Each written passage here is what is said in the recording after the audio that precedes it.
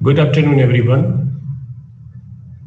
I'm going to discuss the subject MMPF 001, Working Capital Management. This subject include four blocks in this course.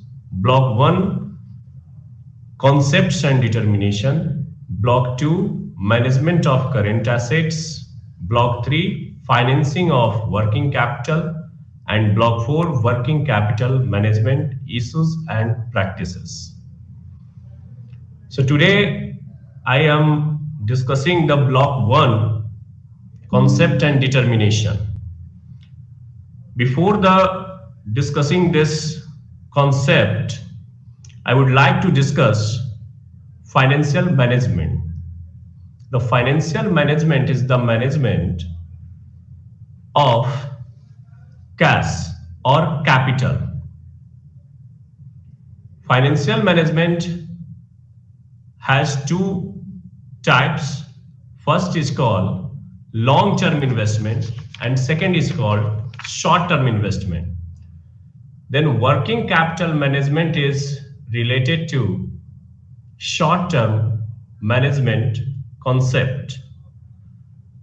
What do you mean by working capital? I explain the definition of working capital.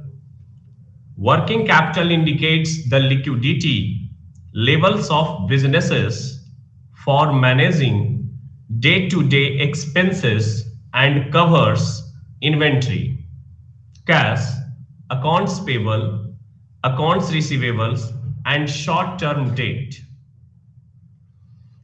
Working capital management is a part of financial management. Financial management means finance is deeply related to capital, and capital is a blood for any type of business. So, the management of capital is called financial management. Second one is types of working capital. So, working capital may be defined in two ways, either as the total of current assets and total of current liabilities. In other hands, on the basis of value, it has two types. First is called fixed working capital and second is called variable working capital. Fixed working capital is also called permanent working capital and variable working capital is also called fluctuating working capital. And working capital management is the management of current assets and current liability. So working capital in other hand defined as or types on the basis of time or value. On the basis of value, it is gross working capital and net working capital. Gross working capital is that working capital which include total investment in current asset, and net working capital, it is excess of current asset over current liability. That is current assets minus current liability. Working capital management is the management of current assets and current liability of an organization. The core goal in working capital management is to ensure that there is always sufficient cash on hand to pay for liability as they come due for payment, since there can be a high cost associated with the funding of working capital.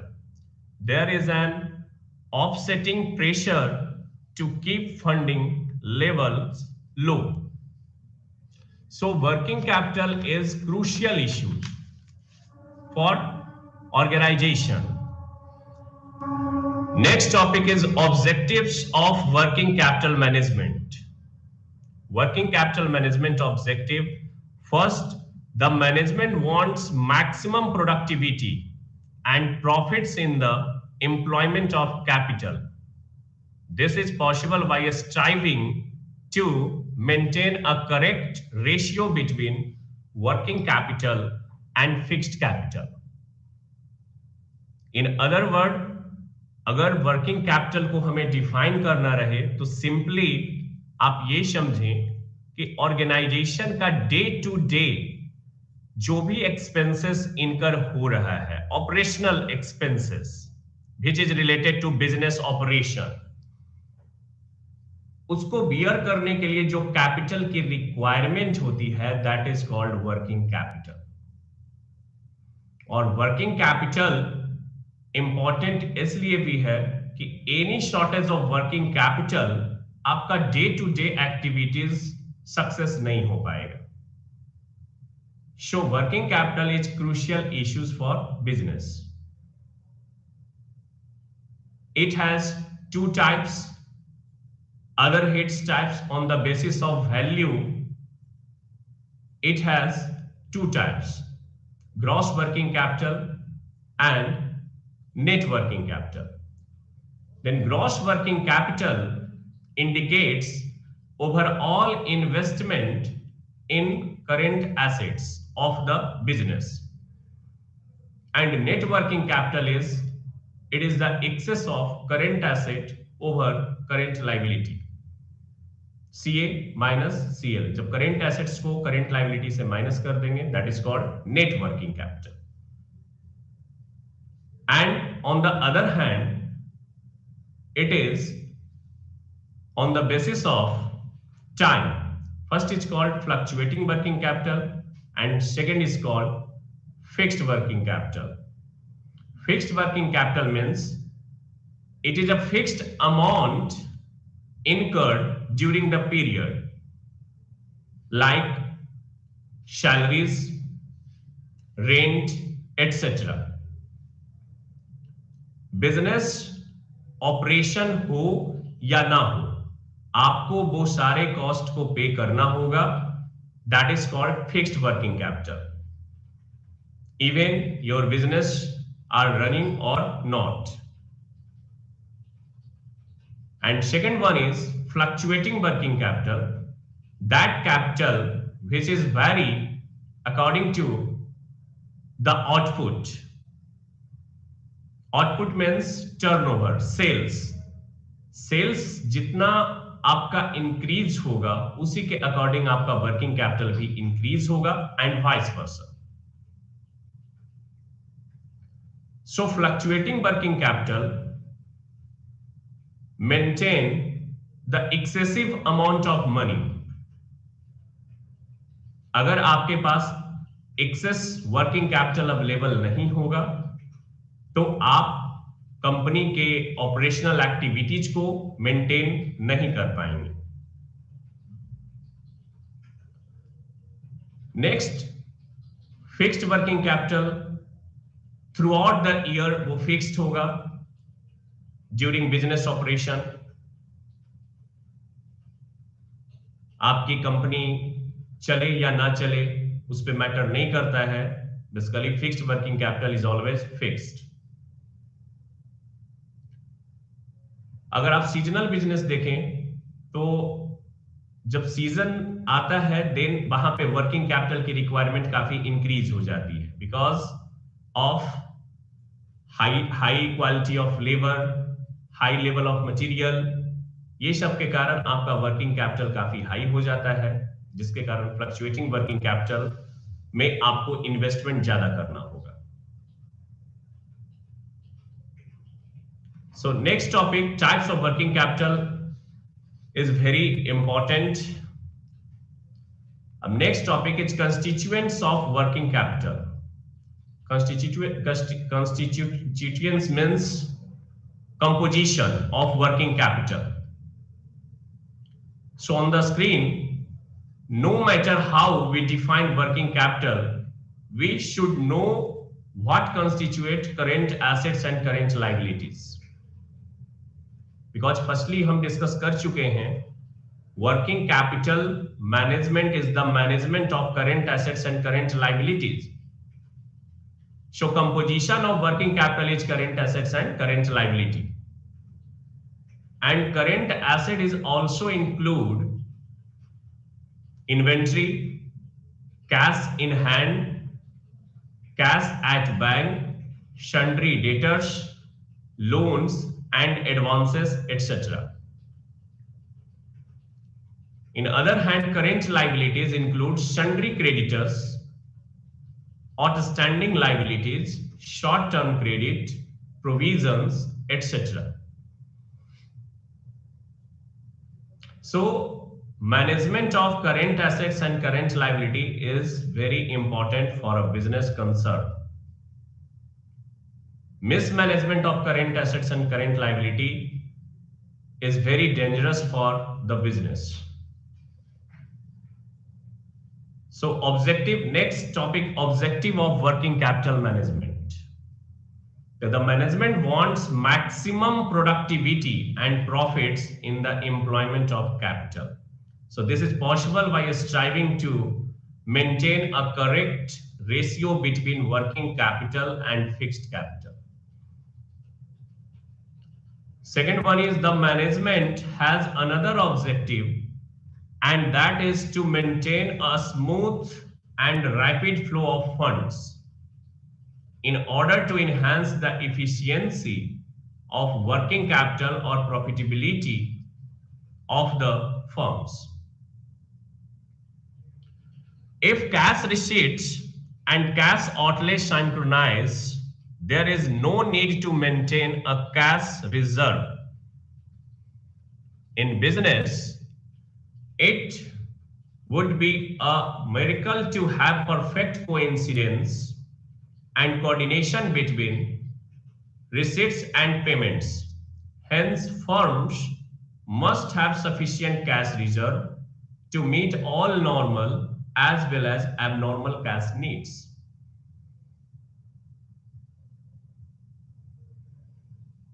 So next topic is approach of working capital. There are three approaches of working capital. First is called traditional approach. Second is called moderate approach. And third is called aggressive approach.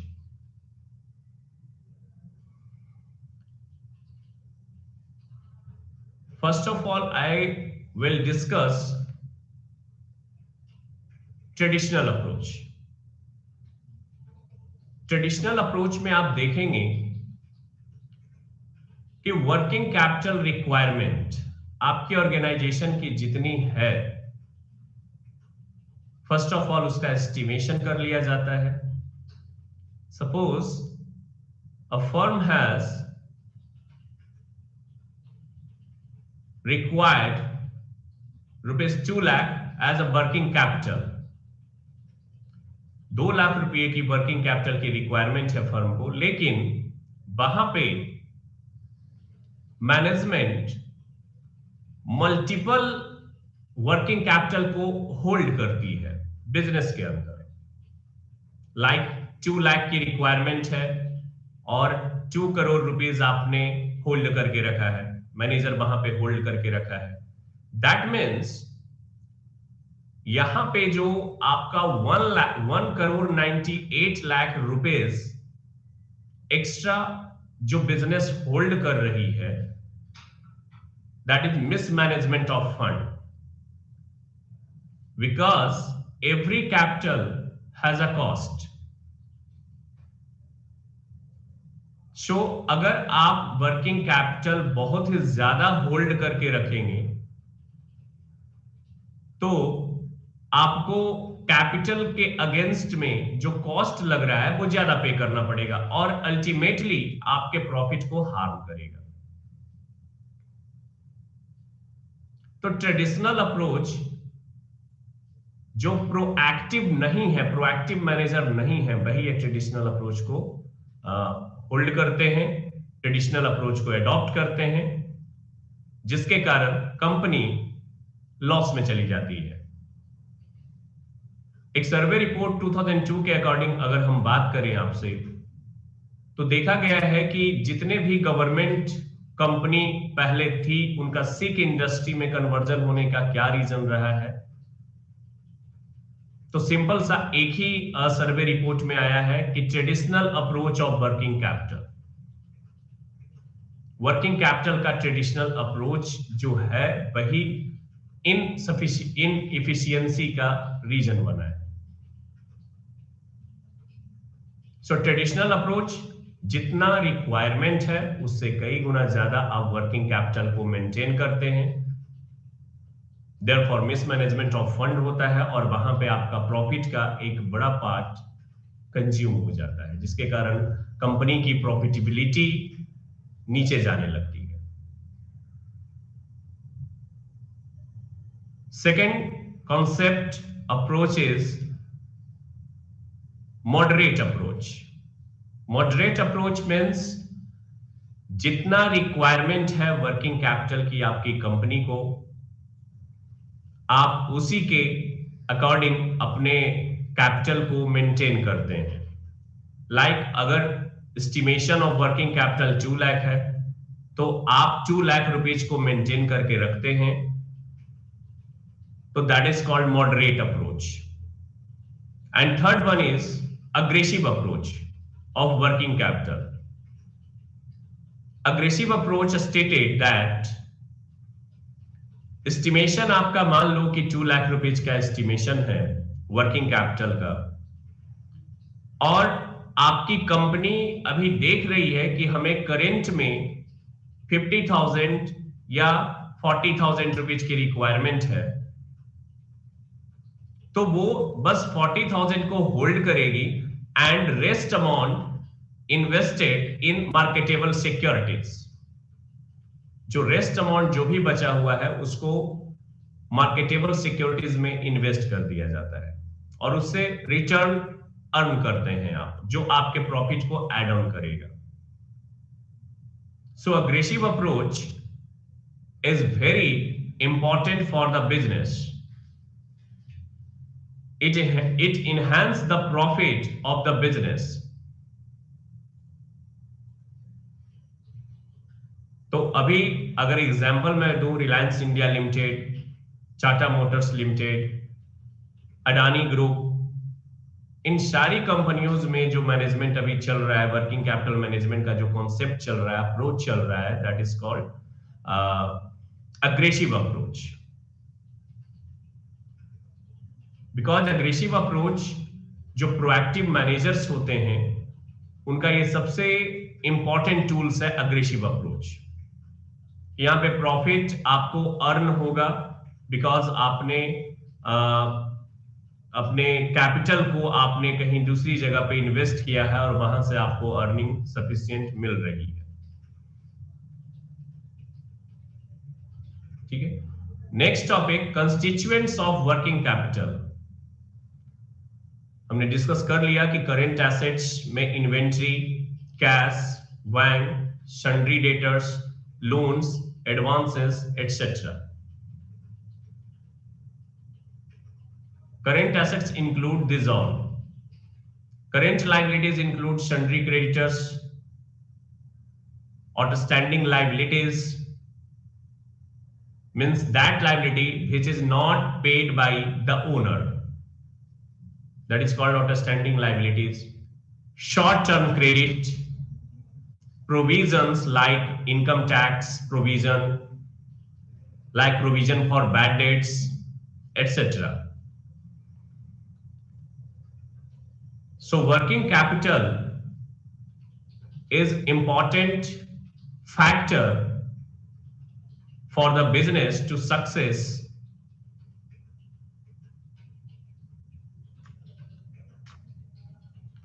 Next topic is cyclic flow and characteristics of working capital. Cyclic flow and characteristics of working capital. So this topic contain different types of industrial area like manufacturing, trading, etc. So cyclic flow, whether it is long or short, depending upon the characteristics of the business.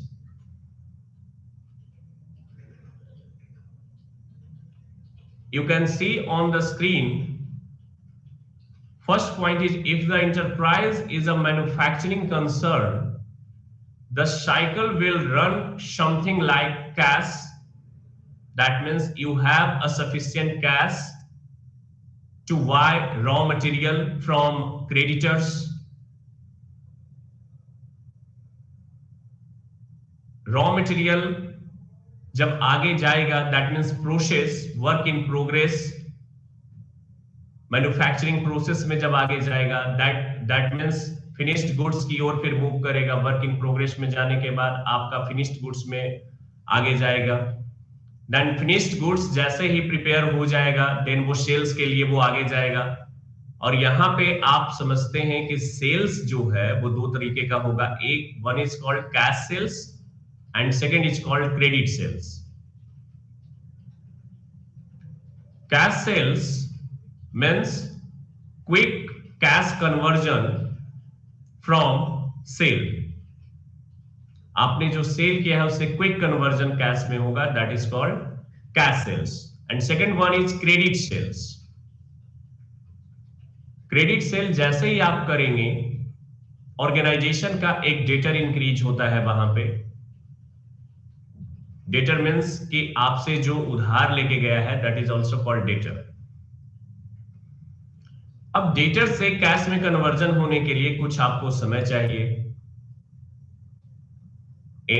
कोई भी business आपको अगर उधार पे सामान दे रहा है, on credit basis पे आप ले जा रहे हैं, तो वहां पे कुछ टर्म एंड कंडीशंस होते हैं कि भाई आपको 2 महीने या 3 महीने में पैसे दे देने।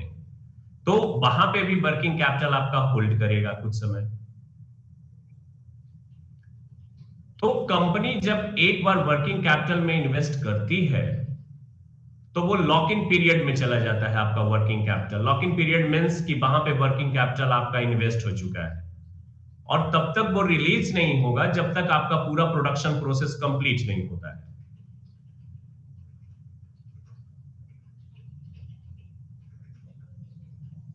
Second, in other institution trading concern, that अभी आपने देखा कैश से आप इन्वेस्ट करेंगे रॉ मटेरियल जाएगा वर्क इन प्रोग्रेस में, वर्क इन प्रोग्रेस से फिनिश्ड गुड्स आपका कंप्लीट होगा एंड फिनिश्ड गुड्स को आप सेल करेंगे। या तो वो क्रेडिट सेल हो सकता है या तो कैश सेल्स हो सकता है।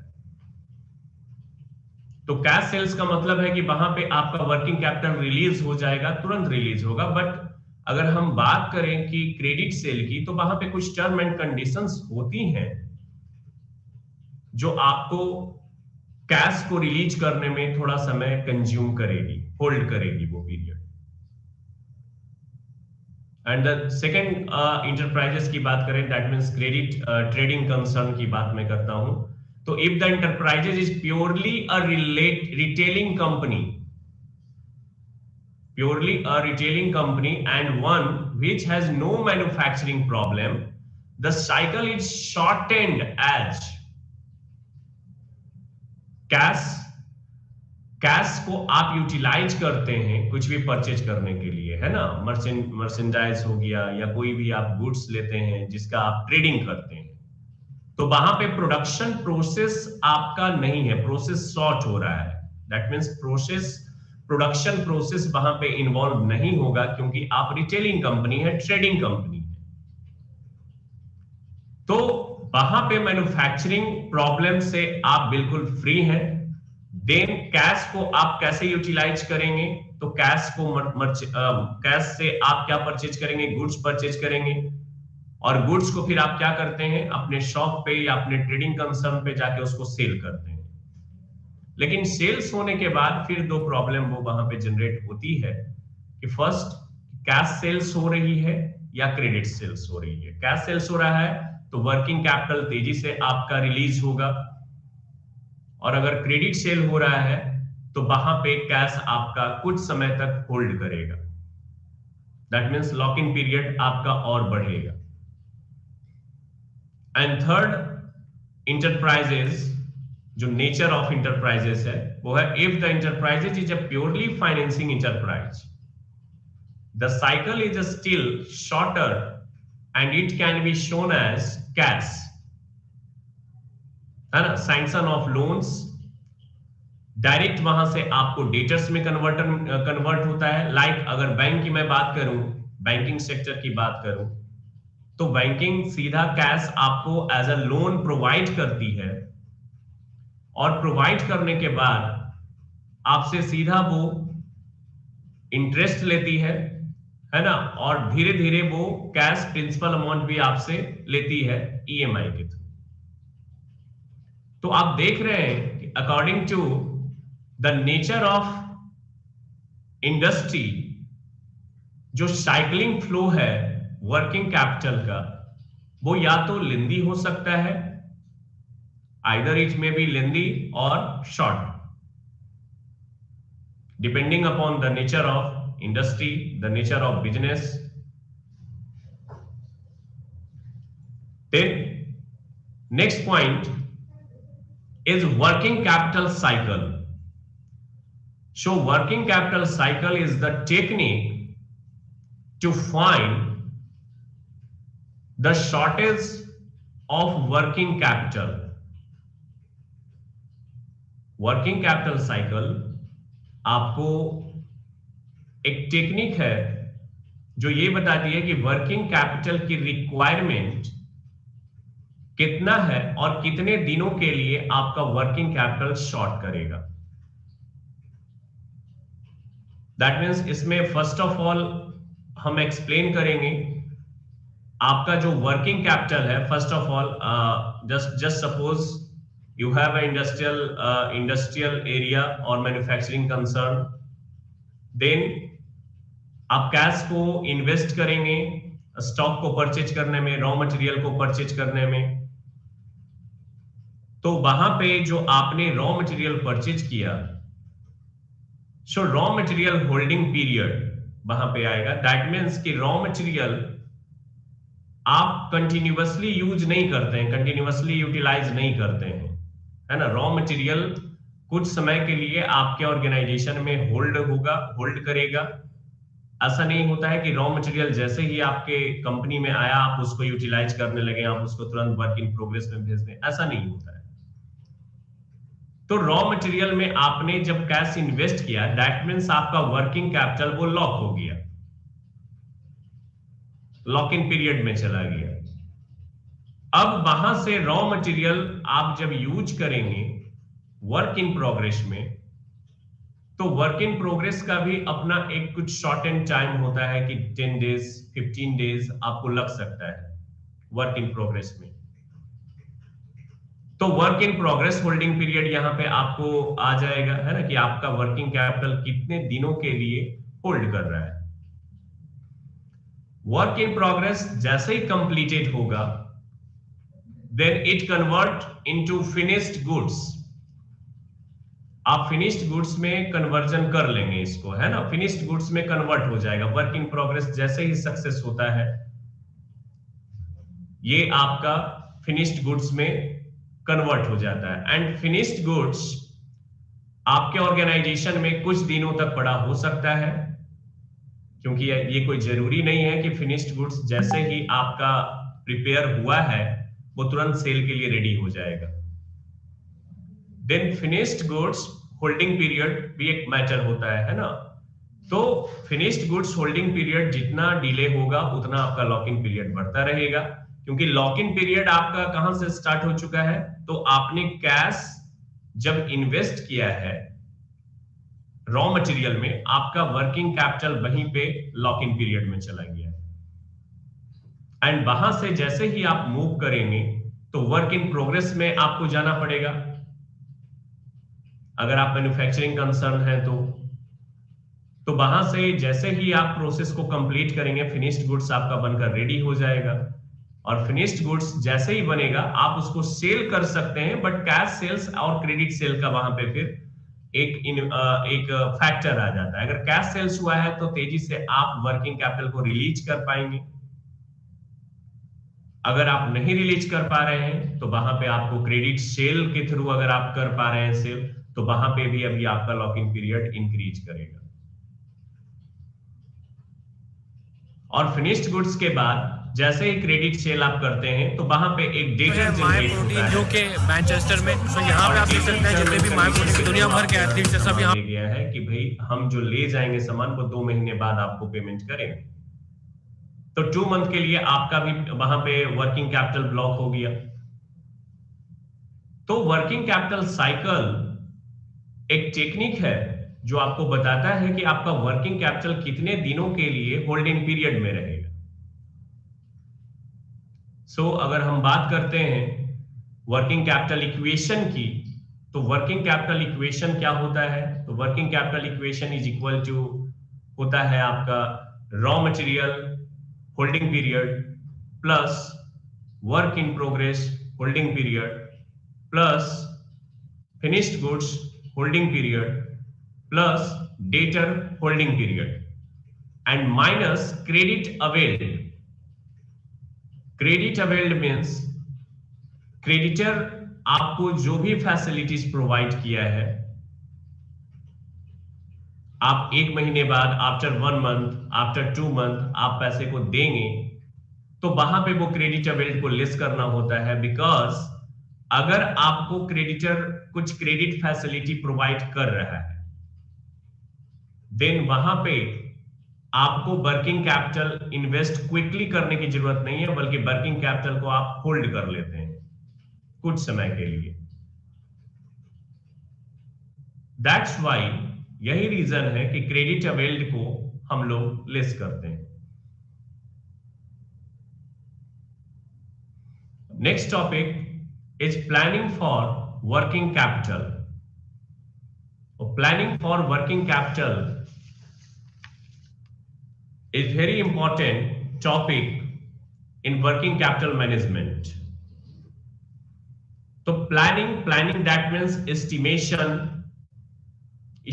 of working capital, determination of appropriate level, determination of optimum level of working capital. So on the screen आप देख रहे होंगे कि tools of planning for working capital में फर्स्ट है short term planning. And short term planning means cash budgeting. Cash budgeting is a short term planning for working capital. And cash budget is very important because every business man want to know the cash balance of the business during every month, every quarterly, every half yearly, even yearly. तो cash budget जो है वो short term planning का part है। और cash budget जो होता है बेसिकली मंथली प्रिपेयर किया जाता है ऑर्गेनाइजेशन में, ताकि एक ऑर्गेनाइजेशन को यह इंडिकेशन मिलता रहे कि हमारे पास कैश की सफिशिएंसी कितनी है, कैश हमारे पास कितना अवेलेबल है, और हमारा जो प्रोजेक्ट है क्या वो उस प्रोजेक्ट के लिए वो कैश सफिशिएंट है या नहीं है।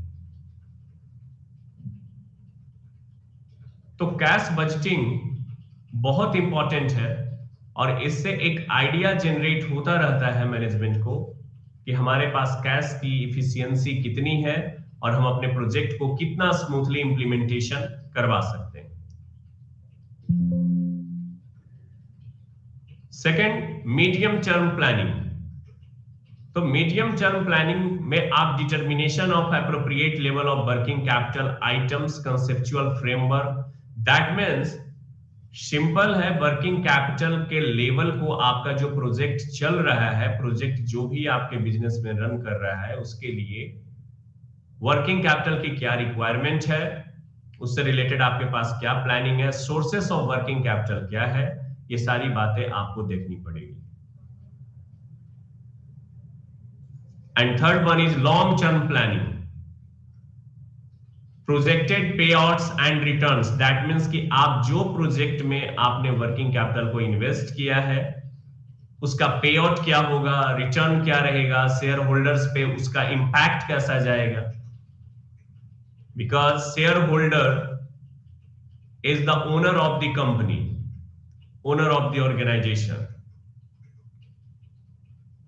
Because they invest money a lot to your business. So shareholders को उस प्रोजेक्ट में इन्वेस्टमेंट के अकॉर्डिंग कितना डिविडेंड मिलेगा, आपका प्रोजेक्ट कितना सक्सेस होगा, इसके भी एक प्लानिंग किया जाता है ना, ताकि आप शेयर होल्डर्स को आंसर कर सकें कि आपने जो प्रोजेक्ट में इन्वेस्ट किया है वो उनके लिए बेनिफिशियल है या नहीं. और उसके लिए आप CBP end fund flow analysis भी करते हैं, कैश फ्लो एनालिसिस भी करते हैं. These all tools are helpful for planning for working capital. So planning is very important for any business. Planning for working capital, planning for other things is very important. Next one is components of working capital. Then components of working capital means constituents of working capital. तो पहले भी हमने discuss किया है कि constituents of working capital में आप current assets and current liability की बात करते हैं. तो current assets में आपका स्टॉक हो जाता है inventory, cash in hand, cash at bank etcetera. तो components of working capital that means यहां पे जो एसेट से रिलेटेड है, करंट एसेट से रिलेटेड है, that is inventory, receivables, cash in bank and cash at bank and cash in hand.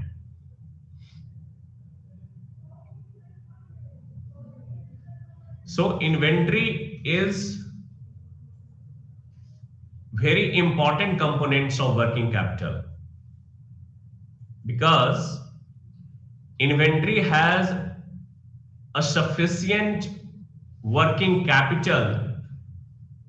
That means एक organization अगर अपने वर्किंग कैपिटल को जहां सबसे ज्यादा इन्वेस्ट करता है वो इन्वेंट्री है. तो इन्वेंट्री में जो इन्वेस्टमेंट होता है वो आपके वर्किंग कैपिटल को बहुत हद तक ब्लॉक कर देता है.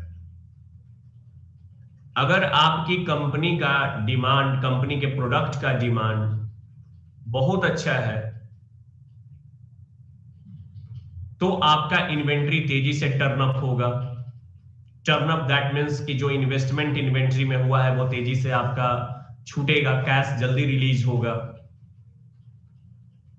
And other slow moving consumer goods है, आपका एसएमसीजी गुड्स है, तो वहां पे आप देखेंगे कि आपका वर्किंग कैपिटल काफी दिनों तक लॉक इन पीरियड में रहता है, क्योंकि तेजी से जब टर्नअप होगा नहीं, सेल जब होगा नहीं, तो आपका कैश रिलीज नहीं होगा वहां से. सो वर्किंग कैपिटल मैनेजमेंट में जब आप करेंट एसेट्स का मैनेजमेंट पढ़ते हैं तो उसमें इन्वेंट्री मैनेजमेंट बहुत ही इंपॉर्टेंट टॉपिक होता है. इन्वेंट्री मैनेजमेंट मींस एक ऑप्टिमम लेवल ऑफ इन्वेंट्री होना चाहिए. इन्वेंट्री का एक ऑप्टिमम लेवल होना चाहिए, नाइदर ओवर नॉर अंडर, क्योंकि over stocking, under stocking, both situation are very dangerous for organisation. So optimum level of inventory is very important for the business. Inventory आपका optimum level पे हो ताकि ना तो आपका वर्किंग इंटरप्ट करे, manufacturing process ना इंटरप्ट करे. अगर आप ओवर स्टॉकिंग पे जाते हैं तो ये हो सकता है कि आपने बहुत ही ज्यादा स्टॉक को मेंटेन कर लिया है बिजनेस के अंदर में, कॉर्पोरेट के अंदर में, और वो तेजी से टर्नअप नहीं हो पा रहा है, तो आपका वर्किंग कैपिटल बहुत दिनों तक लॉक इन पीरियड में जा सकता है। दूसरी बात, ऑब्सोलेंस है ना, रिस्क ऑफ ऑब्सोलेंस। हो सकता है इन्वेंट्री आपने बहुत ही ज्यादा ओवर स्टॉकिंग कर लिया है, वर्किंग कैपिटल आपका लॉक इन पीरियड में चला गया है, और इन्वेंट्री उस तरह की इन्वेंट्री का मार्केट में डिमांड बिल्कुल ही खत्म हो चुका है, यानी आउट ऑफ डिमांड हो चुका है। देन ऑब्सोलेंस वहां पे होने का खतरा रहेगा और आपकी वर्किंग कैपिटल को ह्यूज लॉस वहां पे बियर हो जाएगा, करना पड़ेगा। अंडर स्टॉकिंग मींस इन्वेस्टमेंट आपका कम जाएगा, वर्किंग कैपिटल का इन्वेस्टमेंट उसमें कम लगेगा। लेकिन अंडर स्टॉकिंग का एक डिमेरिट ये है कि अगर आपके प्रोडक्ट का डिमांड मार्केट में अच्छा है, मार्केट अवेलेबिलिटी आपकी अच्छी है, तो वहां पे प्रोडक्शन इंटरप्ट हो सकता है due to lack of inventory. So आपको ये समझना होगा कि इन्वेंट्री में इन्वेस्टमेंट उतना ही करें जितना हमारे लिए बेस्ट ऑप्शन हो, बेटर। ना तो ओवर स्टॉकिंग में आप जाएं, ना तो अंडर स्टॉकिंग में आप जाएं, ऑप्टिमम लेवल में रहें। सो इन्वेंट्री मैनेजमेंट जब आप नेक्स्ट चैप्टर में पढ़ेंगे तो उसमें बहुत ही इंपॉर्टेंट टेक्निक्स बताया गया है इन्वेंट्री का। That is first is called ABC analysis, second one is just in time technique, it is a Japanese technique. Third one is two bean card. Fourth one is economic order quantity, and fifth one is inventory turnover. So first, ABC analysis is very important for controlling of inventory.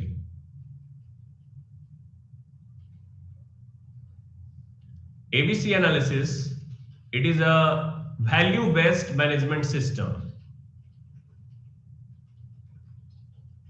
Every business categorize inventory in three parts: category A, category B, and category C. Category A type of a stock is very important because it holds 70% of value of overall investment. Inventory management में आप पढ़ेंगे ABC analysis. It is a value based management system. आप हर एक business अपने inventory को 3 category में break करता है: category A, category B and category C। Category A में उन स्टॉक्स को रखता है जो कॉस्टली है, और आप देखेंगे कि इसका कंपोजिशन भी फिक्स होता है। Category A contains 70% of value, overall value of a stock. That means अगर आपकी कंपनी में 10 लाख रुपए का इन्वेस्टमेंट हुआ है इन्वेंट्री में, तो 7 lakh rupees, that means 70% value category A रखेगा। ए टाइप का जो स्टॉक है वो रखेगा। एंड सेकंड, जब हम जाएंगे बी कैटेगरी में, तो आप देखेंगे कि यहां पे ओवरऑल स्टॉक वैल्यू का 20% ही होल्ड करता है बी टाइप का stock. And last one is C type of a stock. It is very inferior goods, जो ओवरऑल स्टॉक का ओवरऑल स्टॉक वैल्यू का आपका 10% ही रखता है, बट स्टोरेज कैपेसिटी काफी ज्यादा कंज्यूम करता है। तो ये ABC एनालिसिस है, और इसमें मैनेजमेंट जब आप करेंगे तो मैनेजमेंट करने के लिए सिर्फ स्टॉक ए को मेन फोकस किया जाता है कि स्टॉक ए पे ही आप मैनेजमेंट को फोकस कीजिए, बिकॉज जो ए टाइप का स्टॉक है वो ज्यादा आपका फंड होल्ड कर रहा है बिजनेस के अंदर। अगर आपने उसमें ज्यादा इन्वेस्टमेंट कर दिया तो आपका वर्किंग कैपिटल का लॉक इन पीरियड बहुत समय तक ब्लॉक हो जाएगा। सो ए को मैनेज कीजिए और B category and C category को आप छोड़ दीजिए वैसे ही. That is called ABC analysis. Second one is just in time technique. It is a Japanese technique. Japan में इसका इन्वेंट हुआ था जस्ट इन टाइम टेक्निक का, और जापान ने इस टेक्निक के थ्रू बहुत ही ज्यादा बेनिफिट अर्न किया, बहुत ही ज्यादा प्रॉफिट अर्न किया. This technique belonging to at a time order. At a time order that means जब रिक्वायरमेंट होगा तभी हम ऑर्डर करेंगे. सपोज अगर आपके पास कोई ऑर्डर आया है कस्टमर का कि हमें 4 व्हीकल्स चाहिए, तो तभी हम 4 व्हीकल्स के लिए स्टॉक को मंगाना चालू करेंगे. पहले से स्टॉक नहीं रखेंगे. अब स्टॉक नहीं रखेंगे तो आपका स्टोरेज कॉस्ट कम लगेगा.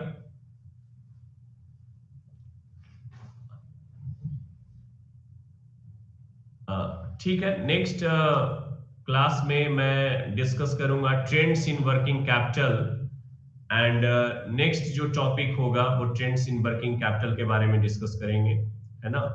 और तब तक के लिए thank you. Best of luck.